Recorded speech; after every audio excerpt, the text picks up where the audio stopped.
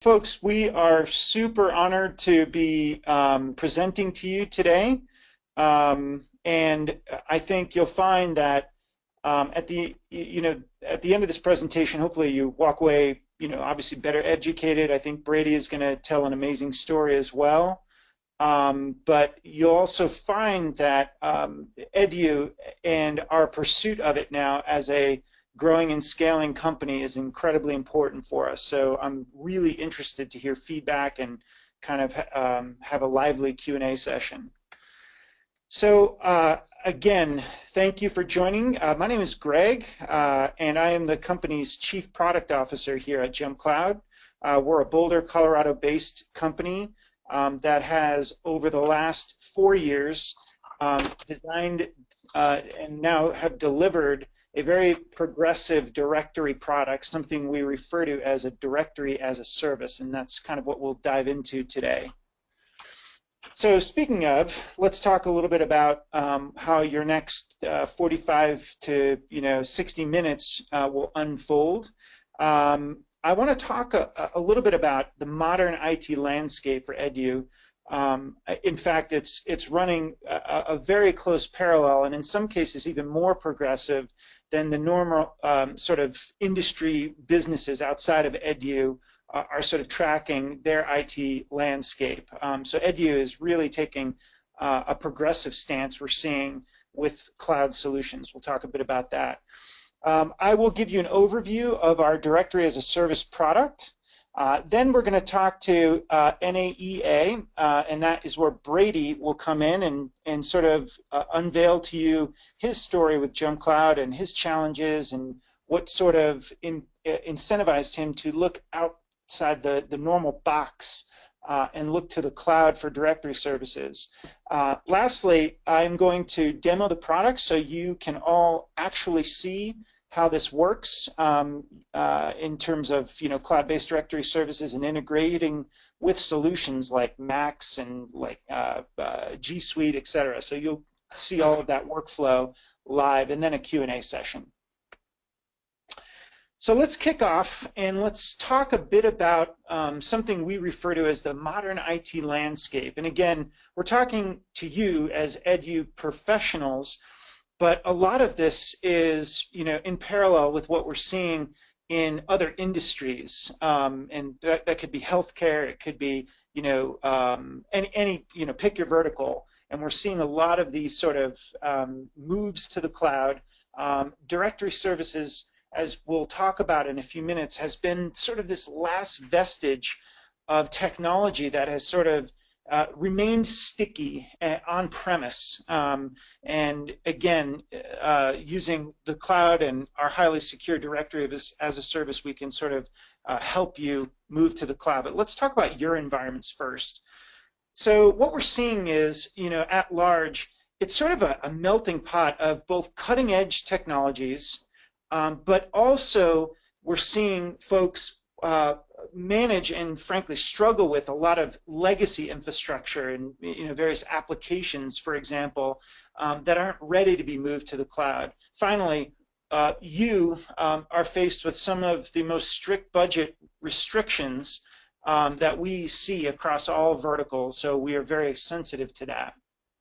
From a landscape perspective, the schools that we see and interact with are a mixture of operating systems. Clearly, the main things exist like Windows PCs. Macs are now, because of the strong move that Apple has made for education, are sort of permeating schools. And Chromebooks, frankly, because of Google's move to get into Edu, are sort of shooting up like mushrooms everywhere.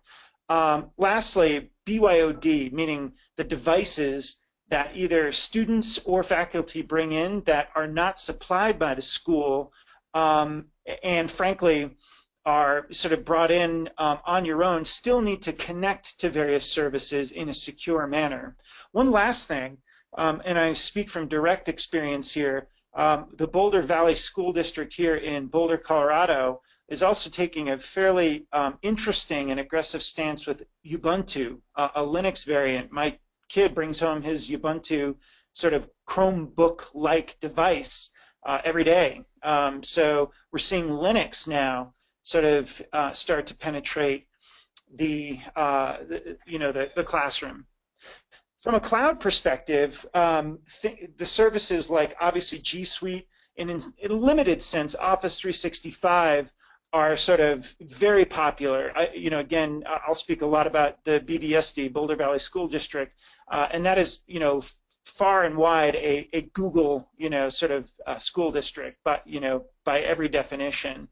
PowerSchool and other types of applications are also very popular, but those have their own challenges, primarily because these, in many cases, are considered quote-unquote legacy applications. They are, delivered as a stack. You have to manage servers for them and need to connect to directories in sort of a traditional manner, meaning Ldap. And we'll talk about that, and you'll see that in action in a few minutes. Another major objective of schools is how to make the entire, brick and mortar institution wireless.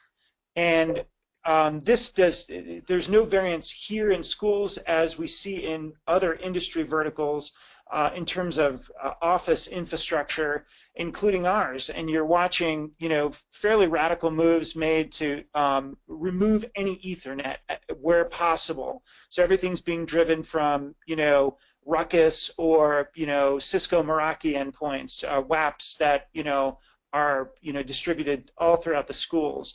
But here's the catch. How do you do that in a manner that is secure and doesn't necessitate the sort of the distribution of a common SSID and password, so everyone is sharing the same password? So again, those are some challenges. And lastly, as mentioned, and this is where JumpCloud comes in, what we're seeing in schools is frankly a wide variance of backing directory. Typically it's Ldap, but Active Directory does exist for those school districts that can afford it or have great edu pricing from Microsoft. And finally, Google has represented that they are a directory, but as you'll find, OAuth and integrating with legacy applications just doesn't cut it. So these schools, while their kids are sort of authenticating with their Google credentials, they'll have to manage yet another set of credentials for Wi-Fi or for PowerSchool or other sort of legacy apps that may be being run on premise or in your co-located sort of server farm. So yeah, that's what we're seeing from the IT landscape right now. So from JumpCloud's perspective, we are moving fast into offering dedicated solutions for edu. And we do this in a myriad of ways. One is, obviously aggressive pricing. So you're not sort of, you're receiving all of the power and more of a very robust directory solution without, blowing your budgets out. We can't, see that. And again, many of us here have children in our school districts, and it's just impossible when we see the budget struggles going on, and they're getting worse. I think we all can agree. So from JumpCloud's perspective, and we'll be diving into this, specifically in the demonstration here in a few minutes, what we're focusing on as our directory are some of the following. First and foremost, really efficient onboarding and offboarding of students and faculty, and basically the ability to diversify through group-based assignments who the faculty are, what permissions they have on various things, and who the students are, and again, what permissions they have on certain things and resources. We work extremely tight with G Suite and Office 365 through protocol support. Again, we'll be getting into this in detail. For those of you that are running Ldap servers and run G Suite, as an example, you may be familiar with the GADS sort of middle tier product that stands for Google Apps Directory Sync. None of that is required anymore with JumpCloud. It's all direct through secure API handshakes. So it's a modern cloud-based way to integrate with G Suite. And again, you'll be seeing this in a second. Our directory, as mentioned ad nauseum, is a highly secure cloud-based product, which means there's nothing on premise. You don't run any servers. You don't have to focus on maintenance windows and security and availability and redundancy like you would with an Ldap or with an Active Directory. That's on us because we are a globally distributed cloud-based product. So all of that goes away.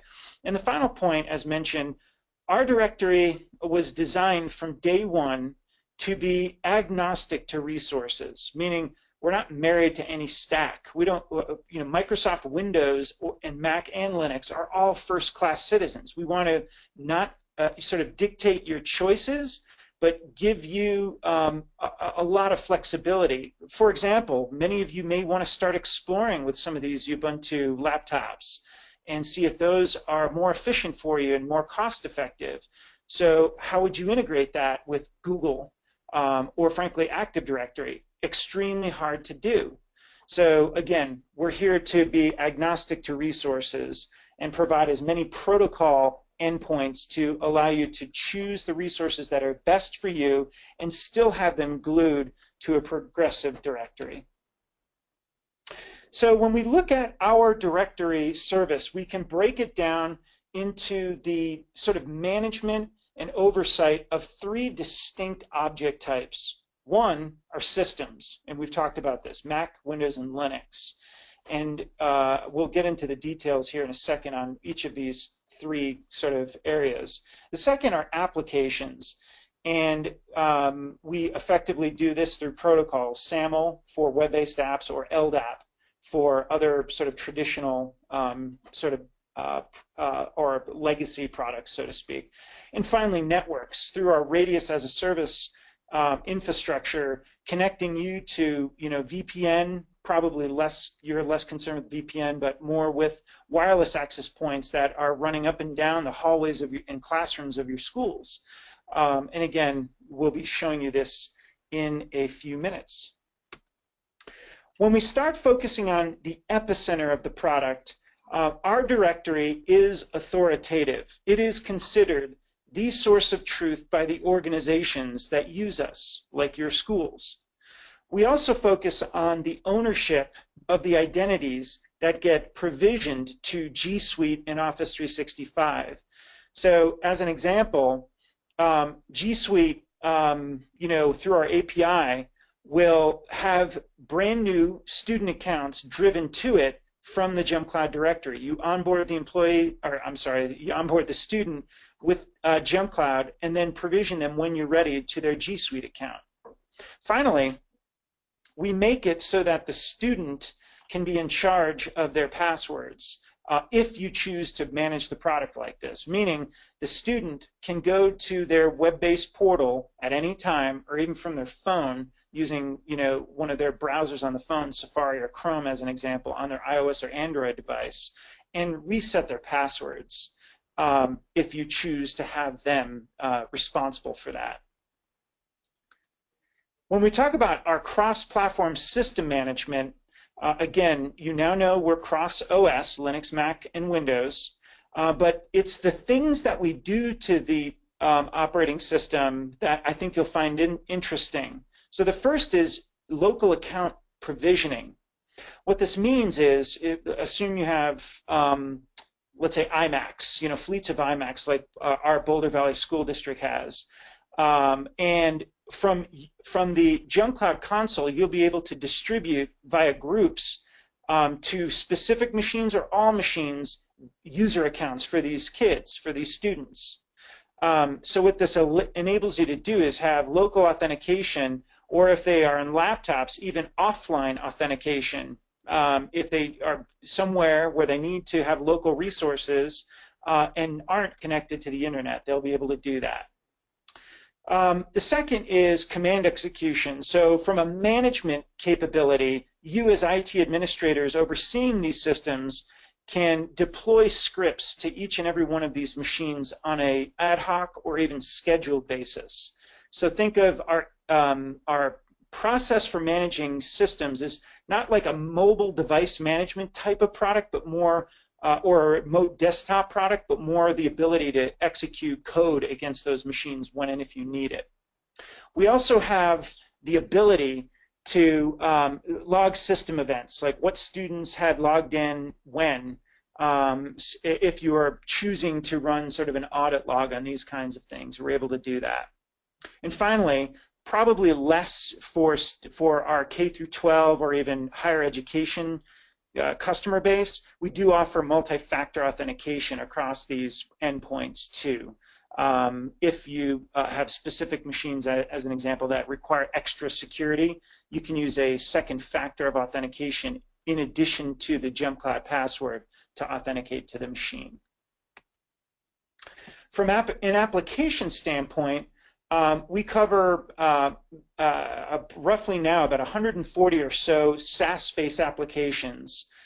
We also have a generic SAML adapter, meaning if you have custom apps that leverage the SAML protocol and they are not explicitly supported by JumpCloud, you can use our generic SAML adapter to tether that application and enforce the login through the SAML protocol utilizing the JumpCloud credentials.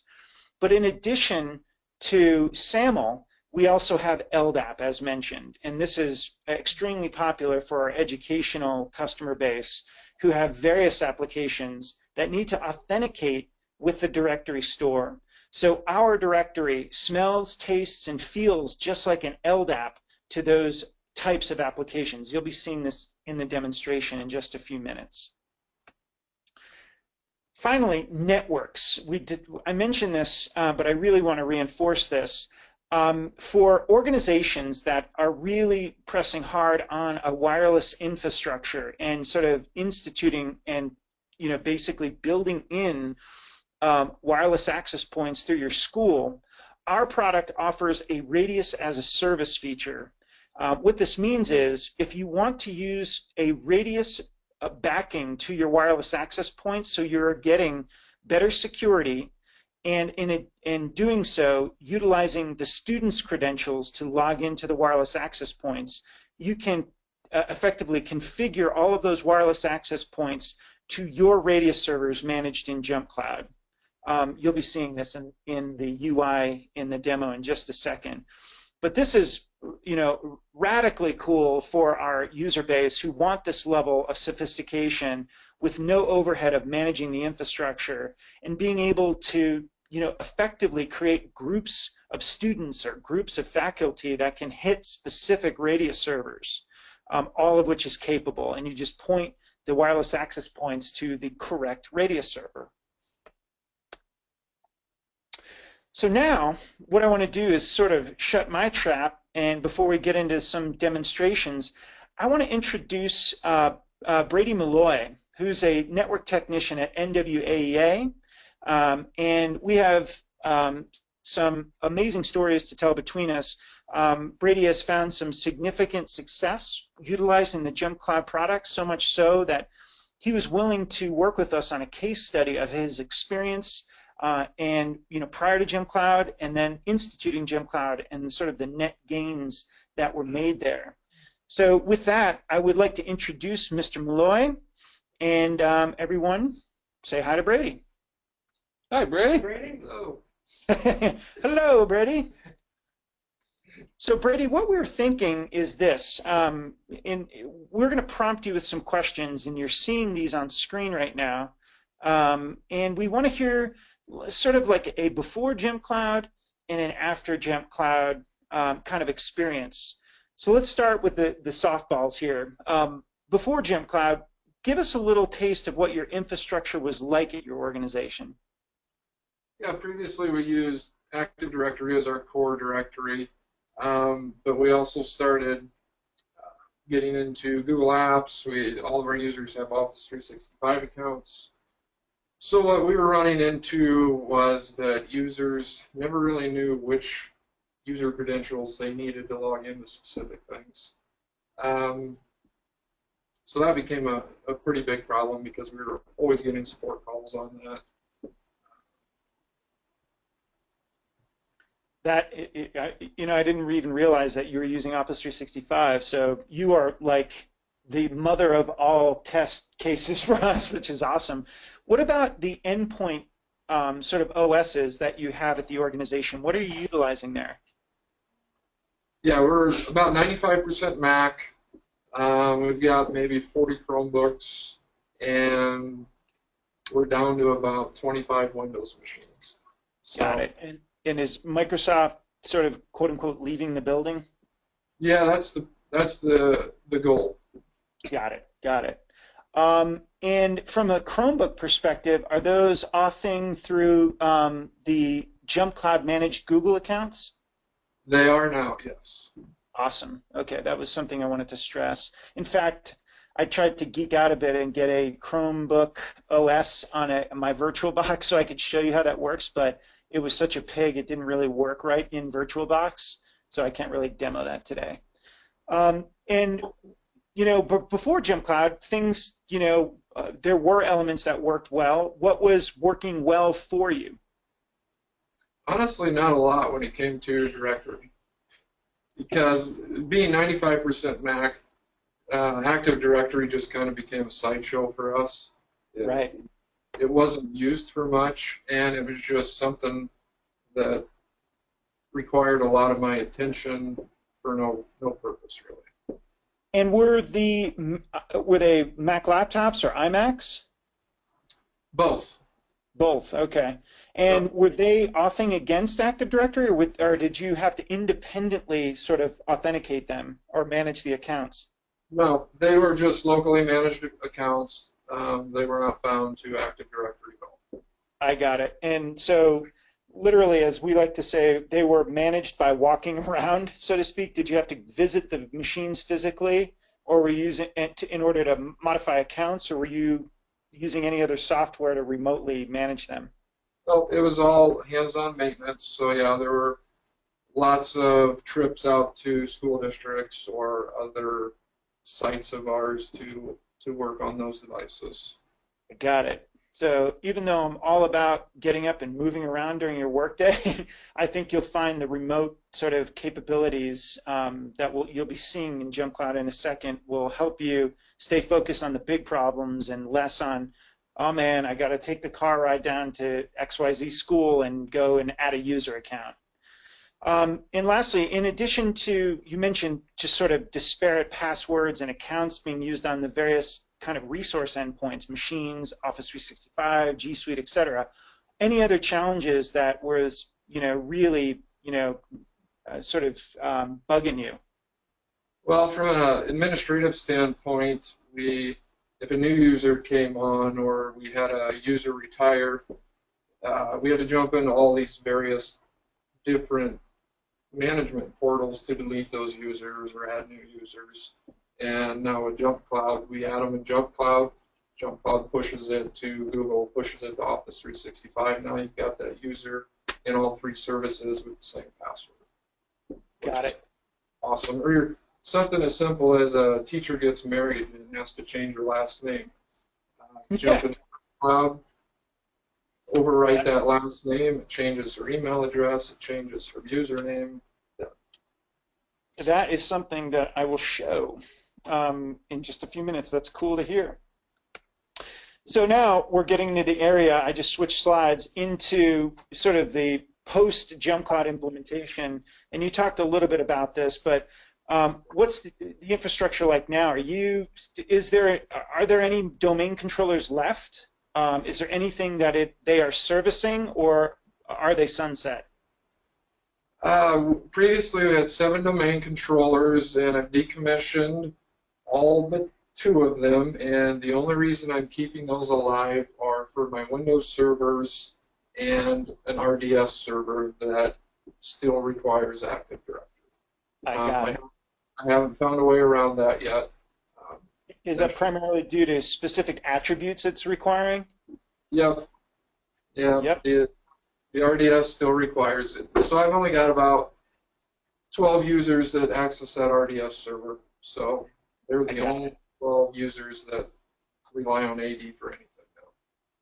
Got it. And you'll be happy to know, as all of our customers are, that our schema extensibility feature, something we're calling custom attributes, is coming. So that will put, I think, the final nail in those domain controller coffins. From an efficiency perspective, can you talk to the group a little bit about the type of gains that you have, or right now utilizing JumpCloud? Well, first and foremost, our users are extremely happy now that because basically we're using their Google credentials at the core, and they're able to use that for logging onto the Wi-Fi. They use their Google credentials to log into their Mac computers, their Windows computers, virtually anything. They can now use that single account for. So they're extremely happy. Like you mentioned, they do have the self-service portal, so they can go in and change their own passwords now, so that we as Big Brother don't have to know them. So yeah, there's been a lot of positives since moving to JumpCloud. That's cool. That's excellent to hear. Finally, you got an audience there. What advice would you give them? I'd say definitely look into it. It's a great product, and I started following JumpCloud probably about 3 years ago, and so I kept an eye on them for probably 2 years, and just watched as the product grew and grew and grew, and we jumped all in about a year ago, and it's one of the best decisions I've made. So I've been very happy with it. Thank you very much for the kudos. We appreciate it. We love working with you too, Brady. So now's the time to show off some goods. Brady, thank you so much for even taking the time to speak with the crew here, and we can't thank you enough for your business and sort of trust in JumpCloud. So again, a round of applause for Brady. We appreciate that. Yeah, Brady. So now, let me get out a keynote here. I'll come back to that in a second, and get into some goods. As a product guy, we have immense pride in the product that we're building, and I want to effectively drive our demonstration in a true use case fashion. I can't stand demos that just sort of click around buttons and things. I want to make it meaningful. So how I want to begin is to basically lay out the use case. This is the JumpCloud user interface that you're looking at. This is what the administrators, you folks, will be looking at in terms of the management of your, quote, empire. What I'm going to do is to take you through a workflow exercise. I'm going to build an account in G Suite. I'm going to import that G Suite account into JumpCloud and then start distributing it to various resources. Office 365, a MacBook, you saw my Parallels VM there for a second, an Ldap application, and so on, all of which you'll see. And if I do my job right, we're in and out of here in under 10 minutes. Frankly, if you were doing this and not talking, this would be like a 90-second operation when you onboard an actual human and connect that human to their resources. So as mentioned, I'm going to start off in the G Suite admin console. I bet you have all seen this or live in it. I'm starting here. I don't just to show you the importability, because many of you don't have JumpCloud and you have pre-existing Google or Office 365 accounts. And I just want to stress that we do elegant importing, but I can also provision new accounts out to these services. I just happen to be showing you the import. So let's begin by creating a brand new user, and let's make this up. Mary student, how about that? And the pretend school, Keller Co. or Keller School, uses a naming convention with first name Mary dot last name student.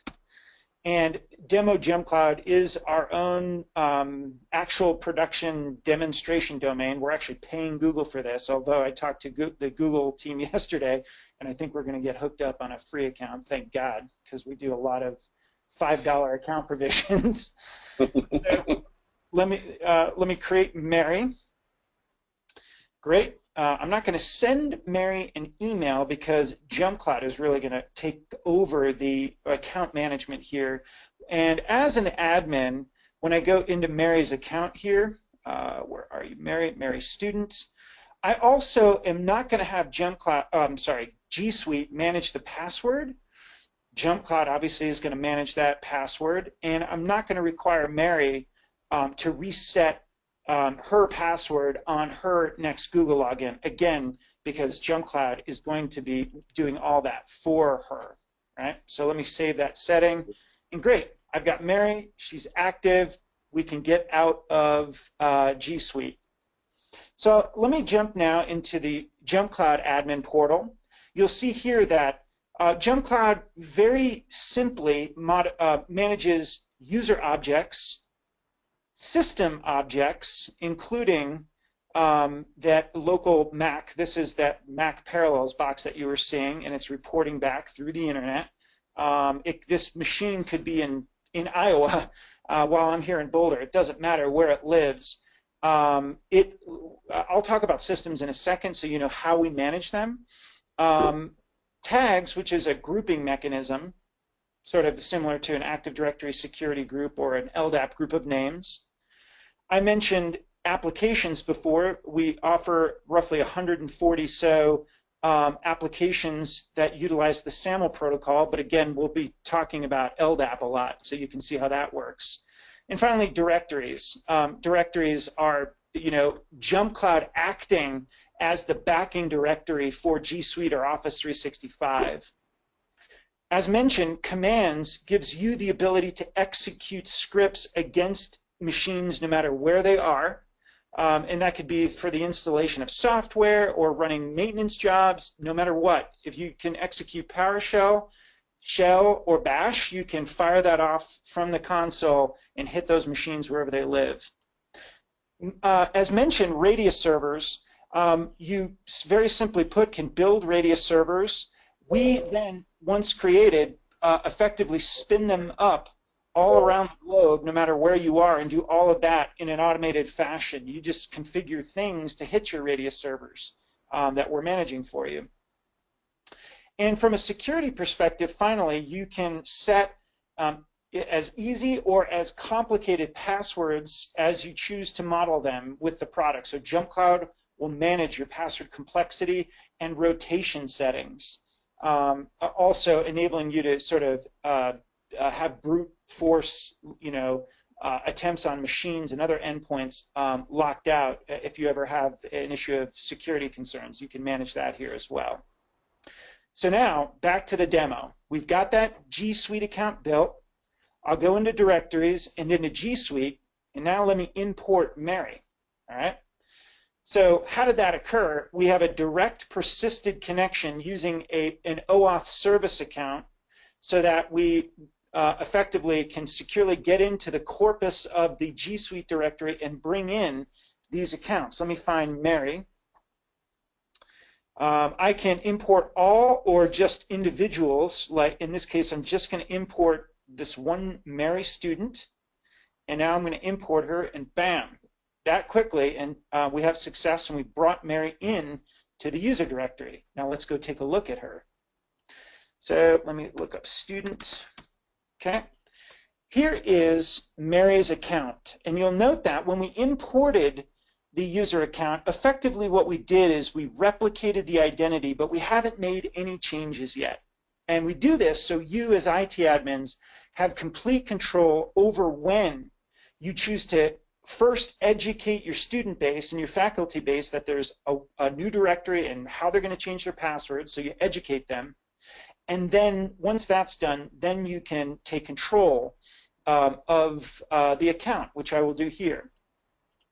As Brady mentioned and I mentioned, students can set their own passwords, and just like in old school directory like Ldap or Active Directory, an IT admin can set the password. And this is what I'm doing right now, just to basically shorten the demo a little bit so I don't have to necessarily fire off an email, log in as Mary, etc. So let me save this password. Now you can see Mary is activated. And once activated, I can start deploying Mary wherever she needs to go. So let's do that. In her account, I can first integrate Mary with various systems. So I want to get this user account on her MacBook, let's pretend, or this could be an iMac for that matter. In addition, I can remotely manage her permissibility on that endpoint. For example, if she is just going to remain a standard user, that's fine. Or if she ever needs to install software, perhaps she is a teacher, not a student, I can give her admin privs, or what is called in the Linux and Mac world, sudo privs. I'm sure you guys are aware of that. But this is a student, so I'm just going to leave Mary as a standard user. In the Directories tab, I then can take ownership of the Google Apps account and furthermore provision out an Office 365 account. So let's do that. Great. With that said, Mary is now deployed. Now let's go to each of those endpoints and show you the experience. So first and foremost, let's go over into the Mac. So this is obviously a Parallels box running on my own Mac here. But what you see here in Mac Admin, there's one account on this box right now. I'm going to log in as the Mac admin. The only reason why I'm doing that is just to sort of kill a little time.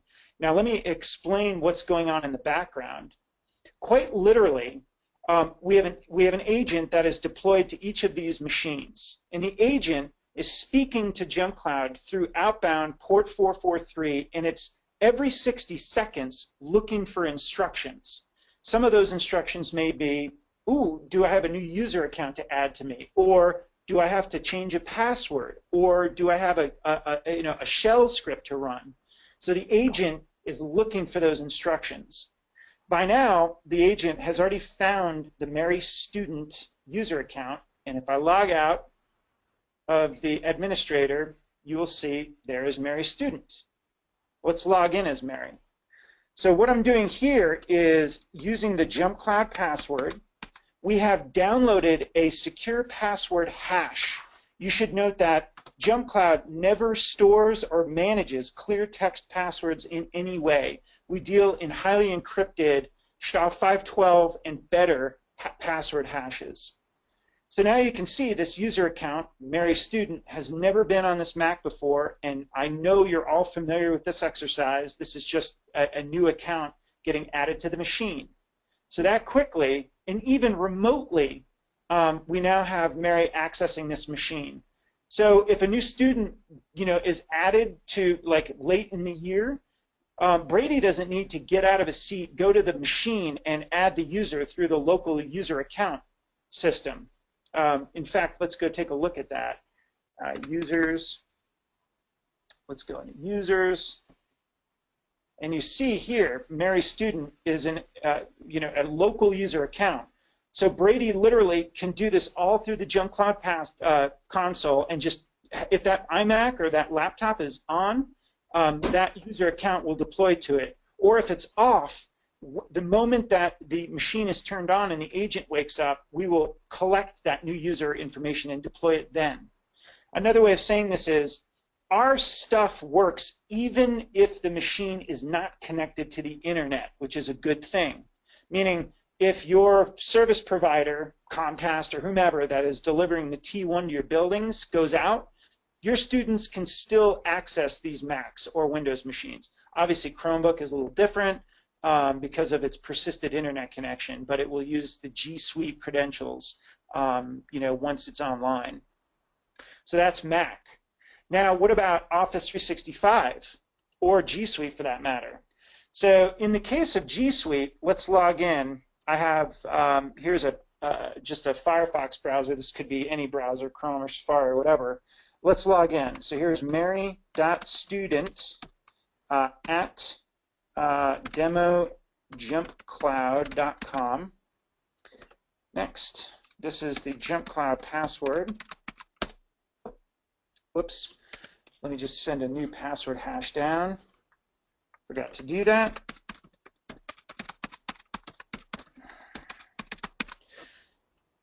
that would have taken place by the student after they had, received their welcome email. In fact, you're going to see that in just a second. And here you go. That quickly, the moment I hit save and that password hash was delivered to the account, here I am as student, and here is a live active G Suite account. And in fact, here's the welcome, Mary. Your IT faculty would have said, hey, you're going to receive this email. Now it's, okay, great, I can deliver this particular email. This is for Office 365, but it's the same thing for G Suite. And now Mary can go in, as you'll see, and reset her own password. That's how that works. Office 365 works exactly the same way. So when I log into that administrative console, I will do that here. And I'm sure many of you have seen this user interface many times. This is the admin console for Office 365, very analogous to what you see inside of G Suite. And it's loading its users. And where is Mary? Here's Mary's student. So again, all of these endpoints, were immediately sort of hit by me saving that user and having it distribute. One other quick thing that I want to show. Let's assume, let me jump into an Ldap application. I'm firing up a cloud-based server that has a Windows 2012 instance on it, and it's running a product called Jira. I know it's not utilized in school districts that much, but I'm only using this product that you see in front of you as a great example of how Ldap works in connection to the JumpCloud directory. And you'll find that PowerSchool or zillions of other sort of educational apps will integrate in exactly the same way. Let me show you. So first thing, I need to log into Jira. This is its admin console. And what I'm going to do is show you how this particular app is connected through Ldap. So let me edit its Ldap interface. Like, in the case of, Jira, any app is going to have very similar configurations to connect it to an Ldap endpoint. So in this case, Jira doesn't know that JumpCloud isn't Ldap. It's not. We use the Ldap protocol and then translate that into our own proprietary directory. But when you're configuring, you just select Open Ldap. We have a universal Ldap endpoint, and everything is managed through your organization's service account BindDNs, and specifically the credentials that you'll be managing as service accounts in the JumpCloud directory. So with the BindDN selected and your specific organizational ID, input into this particular field and its JumpCloud password, you'll then get immediately connected into JumpCloud's Ldap endpoint and then onto the core directory. So as an example, let me actually synchronize this particular job. I'm going to bring in that Mary account. It takes about 3 to 5 seconds. Yep, we're done with the sync. Now if I go into the user list of this particular directory that's underpinning Jira, and I type in Mary and filter, you now see Mary's student has been deployed into this Ldap endpoint. And that could be one of your sort of educational applications. So Ldap works incredibly well. It's one of the most highly utilized parts of the JumpCloud product. So Brady had mentioned sort of name changes. Let me kind of give you an idea of how this works. In the case of Mary, as an administrator or as Mary herself, either one of those pathways, either the IT admin or Mary can go in and change a name. Like, let's say Mary got married, and we're going to change her name from Mary student to Mary teacher, right? And I'll save that. And every endpoint if I just refresh this, will start to reflect that change instantaneously. So if I find Mary again, actually that didn't take, let me refresh again. I may have been too quick for my own good. You see now, demos wouldn't be demos unless the power of the internet was failing us. But as you'll see in a moment, that will eventually connect and refresh. There's Mary. There she is. There's Mary Teacher. So it took, I don't know, roughly 15 to 20 seconds for the change to propagate. Same thing in G Suite. So if I go into G Suite, here's Mary Student. Let me just hit refresh. I need to log in naturally.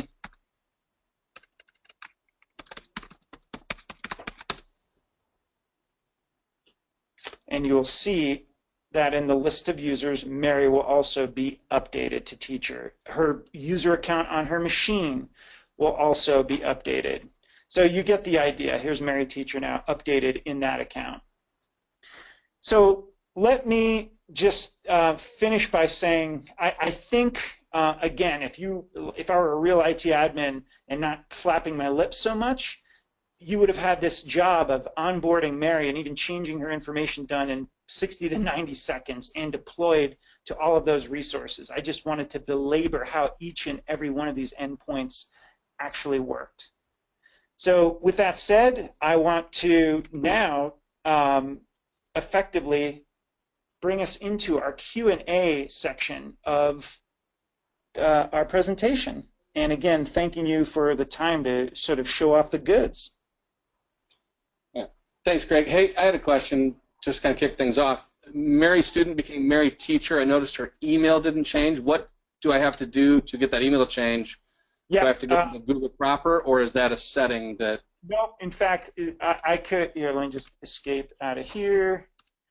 And inside the JumpCloud, let me go into her account. You're still seeing my screen. I can change that. So Gotcha. Student Okay. to teacher, just like that. Change and done. And then can you go back into her real quick again? Yep. And yeah, her old address would become an alias. Yeah. so it auto creates. I also noticed that her Ldap, the path on that back in JumpCloud, when you opened into her and changed her name, when you changed her email, did that? There you go. Let's take a look. Let me just do a resync. Okay. That's what I... Yeah, it was actually in JumpCloud down. Let me synchronize first. Bring in here changes,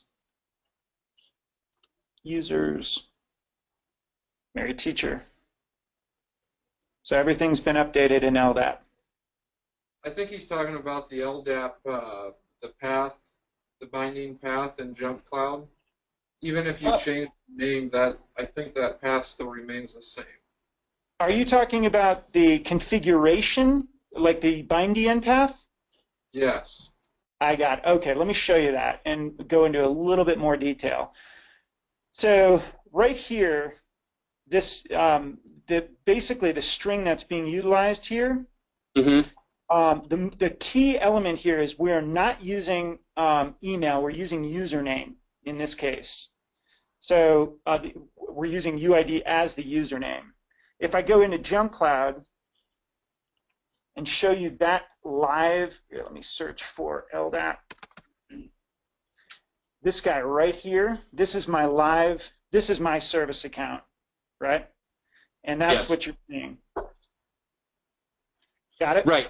So the UID on that one. So when Mary changed, and I can't think of anywhere where it would matter, but I didn't notice if the UID had changed on her. Oh, I see your point. I got it. Yeah. So I don't know. I can't think of an instance where that would matter, but I don't know in the end of somewhere that will, and I didn't know if that had changed. Yeah, no, it didn't, and there's a really specific reason why. Bad things can happen to short names or user account names on system endpoints. Okay. Like for example, that Mary's home directory would get effectively nuked in that case, and we don't want that to happen. So in that, on the Mac, that would be. yeah, and The Mac shall still to show as Mary Teacher, but her actual home account would be Mary's or M Student or whatever you had for the short name got there. it. That's accurate. And if Okay. and when you ever needed to really change that, if there were really a strong, reason to change that, we can show you how to do that. But we can tightly control username. You're going to see that I kind of adhere to the policy. I don't give a crap. So, didn't want a name change, don't get a name change. That's my thought. Fred, can you touch on pricing and the EDU discount? Yeah, you got it. In fact, sitting right here to my right is Tyler Coates, who manages all of our Edu pricing and that whole sort of vertical for us. Yeah, good to meet you, everybody. Let me move closer to the microphone so I'm not whispering. Yeah, really significant discounts for our EDU partners. Starts at $1.50 per user per month, and that's based on annual terms. To contrast that, retail pricing for non-Edu is $10 per user per month. Is there and I know I'm asking for a lot here, because that's a deep discount, but like what about suspending accounts over summer for our students who won't authenticate or shouldn't authenticate? It's certainly something that we're considering. I don't think that we've codified it into like a strict set plan. Okay. In all honesty, we're devoting a lot more resources to our education vertical, and I'm heading that up, as Greg had mentioned. So we're still kind of working out the details on how that might look, but certainly, a good option and worth considering. I'll bring it up with the rest of my team when we get off of this call. Any other questions from the room? Unfortunately, you guys are also sitting right up against lunch, so Perfect timing. They all got the stickers, and I do have some stickers that we're going to give away. That's outstanding. Well, folks, I never want to be the person who blocks people from lunch. So again, from the team here in Boulder, we really want to stress our thanks. Brady, a special thanks to you for taking the time to do this and really show your trust in us in front of your peers at this meetup, and we can't thank you enough. And for everyone, please have a great day. Any questions at all, greg@jumpcloud.com, and I'll be happy to answer them or channel them to Tyler. Thank you very much, Greg. Really appreciate it.